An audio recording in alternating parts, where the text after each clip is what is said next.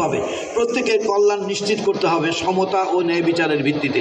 অন্যদিকে sustainable development goal এর দিকে যদি লক্ষ্য করেন তাহলে দেখবেন এসডিজির একটি মূলনীতি হলো নো ওয়ান লিভ বিহাইন্ড, কাউকে পিছিয়ে রাখা যাবে না।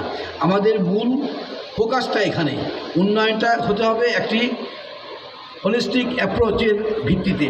কোনো বিশেষ ব্যক্তি বা গোষ্ঠীকে পিছিয়ে রাখার সুযোগ নেই, সবাইকে সমান তালে এগিয়ে নিতে হবে, সবাইকে সমান গুরুত্ব দিতে হবে। সময় তো শুধু আমাদের সমাজের সকল ধর্মের মানুষের কাছেই তাদের নিজ ধর্মের ধর্মীয় নেতাদের একটি বিশেষ গুরুত্ব রয়েছে, দ্বারস্থ হয়, তাদের আদেশ নির্দেশ মেনে চলে। কিন্তু লক্ষণীয় বিষয় হলো এই শ্রেণীর মানুষগুলোর লিভিং স্ট্যান্ডার্ড বা অর্থবিত্ত খুব একটা ভালো নয়। ব্যতিক্রম অবশ্যই কিছু আছে। এই শ্রেণীর মানুষগুলোকে আমরা যদি আনতে পারি তাহলে দেশ ও জাতি অনেক বেশি রিটার্ন পেতে পারে। সেই জায়গা থেকেই ধর্ম বিষয়ক মন্ত্রণালয় বিভিন্ন ধর্মের ধর্মীয় নেতাদের জীবনমান উন্নয়নে বেশ কিছু উদ্যোগ গ্রহণ করেছে। সনাতন ধর্মাবলম্বীদের জন্য হিন্দু ধর্মীয় কল্যাণ ট্রাস্টের মাধ্যমে আমরা 3টি প্রকল্প বাস্তবায়ন করছি। প্রকল্পগুলি হলো: 1. মন্দিরভিত্তিক শিশু গণশিক্ষা 6ষ্ঠ পর্যায়ে, ধর্মীয় ও আর্থসামাজিক প্রেক্ষাপট পুরোহিত ও সেবায়িতদের দক্ষতা বৃদ্ধিকরণ প্রকল্প 2 এবং 3 নম্বর হল সমগ্র দেশে সনাতন ধর্মাবলম্বীদের মন্দির ও ধর্মীয় প্রতিষ্ঠানের উন্নয়ন ও সংস্কার শীর্ষক প্রকল্প।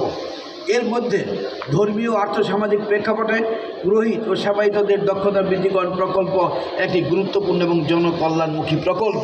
আপনারা এই জায়গায় অনেকে বক্তব্যের মধ্যে আমি সরকারের কাছে তুলে ধরার চেষ্টা করব এবং এটা যাতে বৃদ্ধি হয় তার জন্য আমিও চেষ্টা করব ইনশাআল্লাহ।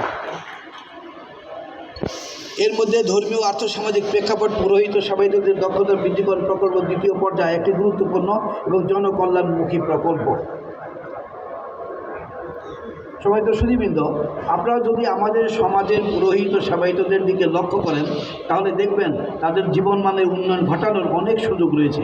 পাশাপাশি এদেশের মন্দিরগুলোর দিকে যদি খেয়াল করেন তাহলে দেখবেন সেখানে জ্ঞান অর্জনের জন্য প্রয়োজনীয় উপকরণও খুব একটা চোখে পড়বে না।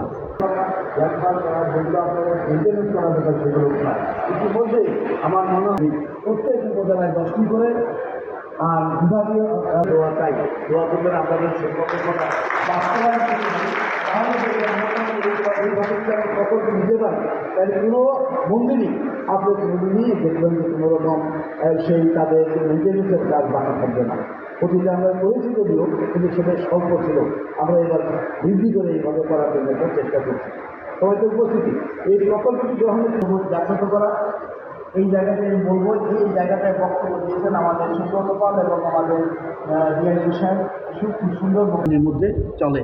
ধর্মীয় কল্যাণ ট্রাস্ট অতীতের যে জেলা থেকে যে সকল পুরোহিত ও সেবায়িতগণ আজকে এই সম্মেলনে অংশগ্রহণ করছেন তাদের প্রতিও বিশেষ ধন্যবাদ জানাচ্ছি। সকলের বিষয়ে আমি অত্যন্ত আনন্দিত এবং গর্বিত যে আপনাদের আন্তরিকতা হৃদ্যতার মধ্য দিয়ে আজকে এই অনুষ্ঠানটি সুন্দরভাবে সফলভাবে শেষ হচ্ছে। এর জন্য সৃষ্টিকর্তা ওনাকে যেন সুস্থ রাখেন এবং শেষ করতে খোদা হাফেজ। জয়।